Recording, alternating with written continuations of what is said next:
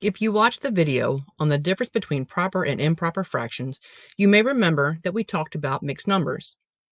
Mixed numbers are when you have a whole number plus a proper fraction. They show the same thing as an improper fraction, just written in a different form. If mixed numbers and improper fractions show the same thing, then why do we use them? Mixed numbers and improper fractions can be used in a variety of different situations. For example, it may be easier to understand 1½ cups of water in a recipe than 3 halves. Yet as you start performing more complex math computation, 3 halves may actually be easier to work with. Let's look at a visual of a mixed number. Here we show 5 circles that are each divided in half. What if I colored 9 pieces of the circles? How many whole circles are colored? We have 1, 2, 3, 4 whole circles colored, and half of the remaining circle colored. We would write that as 4 1/2. This number equals a mixed number as it has a whole number, the 4, and a proper fraction, 1/2. But now let's look at it as an improper fraction. If you remember, improper fractions are fractions where the numerator is equal to or greater than the denominator. Using this example, we could say that there are 9 halves that are colored. 1, 2, 3, 4, 5, 6, 7, 8, 9 halves are colored. We could write the same example we had for the mixed number 4½ as an improper fraction of 9 halves. It's pretty easy to understand when you have a picture, but you won't always have that. So, what we're going to walk through now is the process by which you can take an improper fraction, in this example 9 halves, and convert it to a mixed number. The steps to converting an improper fraction to a mixed number are as follows. Divide the numerator by the denominator, which gives you the whole number. The remainder goes over the denominator to give you the proper fraction.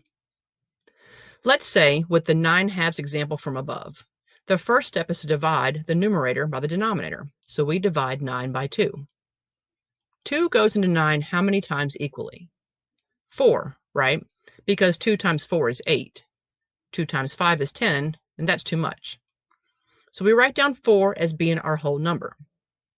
We have a remainder of 1, and we can put that 1 over the 2 to get 1/2. We can validate that by looking at the picture we had. We had 9 halves, and that equals to 4½ circles. Let's try another example. Take 18/4. How many times does 4 go into 18? It goes 4 times, as 4 times 4 is 16, with a remainder of 2. We write down 4 as the whole number, and put the 2 over the 4 to get the proper fraction of 2/4. Notice here that 2/4 can be simplified down to 1/2, as 2 is a factor of both 2 and 4. To prove this with a picture, let's look at these bars that are broken down into fourths. If we colored 18 of them, we can see that we have colored 4 whole bars, and the last bar has 2/4 colored. You will also notice that this is indeed 1/2 of the last bar that's colored. If you need some extra help on simplifying fractions, I'll put a link in the description to my video on that. Now that you have the hang of it, let's walk through a few more examples.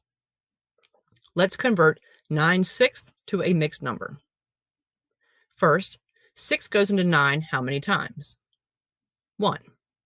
We have 3 remaining, and that goes over the 6th. 1 3/6. Can we simplify it further? Yes. 3 is a factor of both 3 and 6, so we divide both by 3, and we get 1/2. The mixed number for this fraction is 1½ Take 12/3. How many times does 3 go into 12? The answer is 4. It goes into 12 an even number of times, so it isn't really a mixed number. In this example, it's just the whole number, 4. How about 15/4? 4 goes into 15 3 times, and we have a remainder of 3. We write down 3 as our whole number, and 3/4 as our proper fraction. 15/4 is equal to 3 3/4. And finally, Convert 11/5 to a mixed number. 5 goes into 11 2 times, so we write down the 2, and our remainder is 1. So we write that over 5, and we get 2 1/5. So that is basically it for converting improper fractions to mixed numbers. You may be wondering, well, how do you convert a mixed number to an improper fraction? Well, I have a video on that also. I'll put a link in the description below. For additional problems and answers on converting improper fractions to mixed numbers, head on over to my website at improvedmath.com/additional resources and snag a free worksheet. Don't forget to give me a thumbs up and hit subscribe. Thanks for watching.